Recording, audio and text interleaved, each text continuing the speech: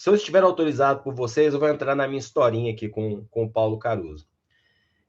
Eu sempre fui um cartunista do interior, e eu comecei muito cedo na profissão, comecei com 17 anos de idade a publicar charge e tira profissional em jornal. Então eu olhava para pessoas como o Paulo Caruso e o irmão dele, o Chico Caruso, e falava, cara, que são seres mitológicos para mim, porque primeiro o traço do Chico e do Paulo, embora cada um tenha a sua característica, ambos têm traços muito elegantes, faziam caricaturas muito boas e eram muito respeitados no meio, né? O Paulo começou nos anos 70, o Paulo começou no Pasquim, e depois ele foi hippie uma época, ele morou numa comunidade com 20 ripongos também, viveu os anos 70, ele era formado em arquitetura e nunca praticou arquitetura, o que me remete também ao meu filho mais velho, que é um arquiteto, que é programador de computador e não exerce arquitetura.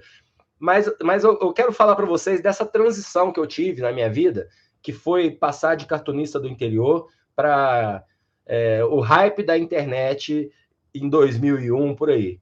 Porque eu comecei o charges.com.br, né? E descobri que, embora a internet naquela época fosse muito lenta, a internet de escada, dava para fazer desenho animado se eu fizesse o desenho animado vetorial, que é aquele sistema que hoje em dia nem roda mais nos computadores, que era através do Macromedia Flash, né? O que aconteceu, né? Eu comecei com aquilo despretensiosamente, muito rapidamente, pelo ineditismo do trabalho que eu fazia, mais até do que a qualidade, porque tinha muita gente boa, só que não sabia usar o software. Eu já desenho com caneta digital, ela está aqui, eu mal uso o mouse até no dia a dia. Naquele início, o trabalho apareceu e cresceu muito rápido, eu fui seu canal de humor do Zipnet e tal. O site estreou e foi um sucesso logo de cara. 2001, 2002, 2003, por aí, 2004. Eu não tinha estreado na TV ainda, então foi lá para 2002, 2003. Um dia o Paulo Caruso, que estava organizando, junto com o Memorial da América Latina, os 30 anos do Salão de Humor de Piracicaba, entrou em contato comigo e me convidou para participar de uma mesa sobre charge animada com o irmão dele, o Chico Caruso, lá no Memorial da América Latina, como parte das comemorações dos 30 anos do Salão de Piracicaba, que é o principal salão de humor do Brasil e um dos maiores salões de humor do mundo. Eu fiquei assim, né, bobo, né, para mim. Imaginem, gente, eu estava começando a minha carreira, eu mal tinha contato com essas pessoas, e vem o Paulo Caruso e me convida para sentar com o Chico e debater desenho animado. E foi até muito, muito engraçado, porque eu cheguei lá para fazer essa palestra à tarde, e o Paulo me recebeu, foi me buscar no aeroporto, no carro dele, cara, super gente boa, cartunista que nem eu. Então eu já entrei no carro dele, o carro dele era aquela bagunça cheia de papel, meio sujo, igual o meu carro era, porque assim, a gente é uma tribo mesmo, tem muita semelhança. Todos meio angustiadozinhos, todos meio sarcásticozinhos demais, e é um problema pra gente, porque a gente exercita muita crítica desde sempre, né? Você tem que acordar de manhã para fazer humor, você tem que achar a sacanagem da coisa. Você não vai fazer humor elogiando, você tem que achar a sacanagem. E isso é um tipo de coisa que faz você ficar uma pessoa depressiva com o tempo. É bem complicado isso. E a gente conversou bastante sobre isso lá, o Paulo, depois mais tarde com o Chico, mas, enfim, o Paulo me pegou no aeroporto, me levou lá para o Memorial da América Latina, e naquele dia eu lembro que foi uma das coisas... O primeiro que o impacto é gigante, porque eu não tinha tido tantas oportunidades como essa na vida, aliás, muito poucas oportunidades. Eu era um cartunista do interior, de Berlândia, Minas Gerais, e de repente, quando acabou o evento, eu estava no carro com os irmãos Caruso, e os irmãos Caruso me dando um city tour por São Paulo, que é uma cidade que eu já conhecia bem, mas um city tour sobre o aspecto arquitetônico da cidade. Então, um papo divertidíssimo, os dois irmãos se cutucando, se provocando de maneira irônica. Quase desmaiei de tanto rir dos dois, o quanto eles se divertiram e como eu me encaixei legal e foi tudo bem. E eles me mostraram os prédios principais e comentaram sobre cada prédio, que é um assunto que eu sempre tive interesse. E depois acabaram, se não me engano, acho que a gente comeu um bauru no Ponto X, um lugar assim também bem paulistano. E foram assim, doces de criatura. E aí o Paulo, mais tarde, ainda me convidou para ser jurado de seleção no Salão de Piracicaba dos cartões que estavam chegando. E foi uma grande farra. Era uma pilha gigante de cartoons, porque o Salão de Piracicaba funcionava assim.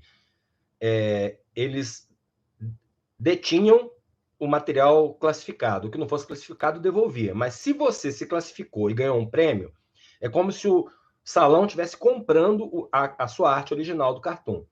Com esse processo, acabou que o Salão de Piracicaba é hoje um grande museu de arte de altíssima qualidade de chargistas e cartunistas do mundo inteiro, que mandavam seus trabalhos para lá, porque o prêmio era muito bom. De cara já me vieram com um copão de cerveja de trigo, uma Erdinger, sei lá, uma Franciscaine, e eu tava com ninguém menos que o Paulo, que o Jal, que o Jaguar, grande Jaguar, a galera. E a gente num clima, uma vibe para cima, porque você tem que rir dos cartoons, né? Não é uma coisa que você vai ver, né? Você tem que achar o humor das coisas. E assim eu criei essa relação com o Paulo a ponto de, mais tarde, resolveram lançar um livro com um trabalho meu. Eu também tem que explicar. Lá no Charges, eu tinha uma seção chamada Folhetim, onde eu publicava textos diários, como se fossem capítulos de novela, com histórias das mais absurdas. E uma dessas histórias, a mais famosa, se chamava Jeitosinha Mais Vagabunda, que era uma sátira do estilo do Nelson Rodrigues, principalmente porque estava muito bombado na Globo com a série A Vida Como Ela É. Aí a gente negociou, eu fiz um capítulo extra para ter atrativo para quem já tinha lido, né? E precisava de alguém. Ele perguntou: você não conhece ninguém aí para escrever uma orelha para apresentar seu trabalho, né? E o pior é que eu não tinha intimidade com ninguém, porque eu tinha esses pequenos encontros, mas voltava para Uberlândia, Minas Gerais.